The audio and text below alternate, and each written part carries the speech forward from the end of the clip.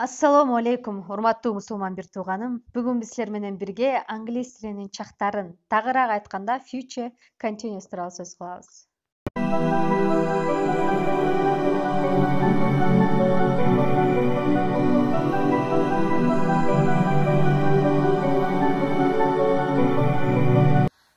Барыңыздарга салам достор. My name is Rahat and today we will learn English grammar together.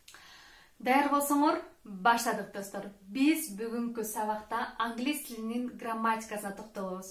Тагыраак айтканда, англис тилинин чактарына, тенсиз чактарына токтолобуз.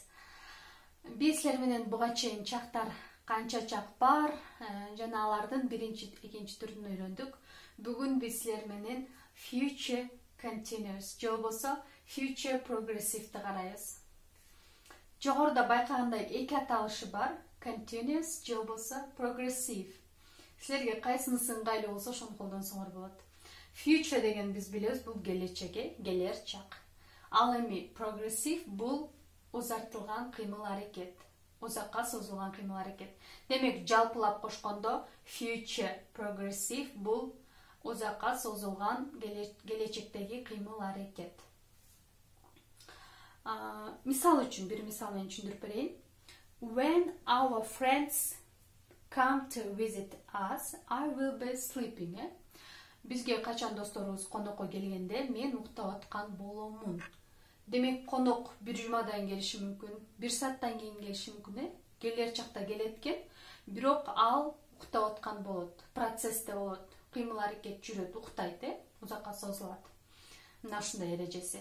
Эгер түшүнүктүү болгон болсо, алдыга жылабыз. Кандай форма менен түзүлөт? Келер чактагы узартылган чак, келечектеги узартылган чак кандай формада түзүлөт? Сүйлөмдүн эси, анан will be плюс verb, жардамчы этиш, чуркайм, басам, мырдайм, жейме, плюс ing, инговое окончание. For example, I, мен, бул сүйлөмдүн эси, мен, биз, силер, эжекем, апам, анар, Айселя, кимдир бирөө сүйлөмдүн эси. Андан кийин will be, will be. Андан кийин verb, жардамчы этиш, read. Жана биз ага ing-ни улайбыз, инговое окончание, reading. I will be reading. Мен китеп окуп жаткан боломун. Келер чакта, You will be reading. He will be reading. She will be reading. We will be reading. They will be reading. Алар окуп жатышкан болот. Окей. Сүйлөмдүн терс маанисын кантип түзөбүз? Албетте, not бөлүкчөсүнүн жардамы менен. I will not be reading. Бини унутпайбыз достор. I will not be reading. Эгерде биз I will not read десек, бул жөн гана I will not be reading. Мен китеп окуп жаткан болбоймун, мен окуп жаткан болбоймун. Эми биз көбүнчө сүйлөшүүдө кыскартылган формасын көп угабыз. I want to be reading. I want to be reading. Демек, бул want, бул will not be'нин кыскартылганы. Won't be. I won't be reading. Ал эми суроо бериш үчүн биз will'ди сүйлөмдүн алдына жылдырабыз, айдын, сүйлөмдүн эсинин. Андан кийин сүйлөмдүн эси кетет. Андан кийин be, анан сүйлөмдөгү этиши, инговое окончание менен.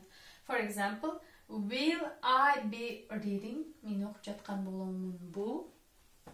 Will I be reading? Мына ушундай. Алдыда азыр мисалдар, сүйлөмдөр чыгат, достор. This time tomorrow I will be working. Эртең ушул убакта мен жумуш жасап жаткан боломун. Демек, сүйлөм келер чакта, бирок мен процессте болом. Don't call me at 10 p.m. I will be sleeping. Мага саат 10-до чалба, мен уктап жаткан боломун. Демек, келер чакта. When our parents come to visit us, I will be cooking. Качан биздин ата энебиз бизге конокко келгенде мен тамак жасап жаткан боломун. Демек келер чакта келет алар, бирок мен процессте боломун, тамак жасаган боломун. Достор, бүгүнкү сабак силерге түшүнүктүү кыска нуска болду деп үмүт кыламын. Эгер ошондой болсо, лайк, комментарийлерди калтырай кетиңиздер. Ой пикириңиздер мага аябай маанилүү. Колдооңуздар үчүн чоң рахмат. Бай.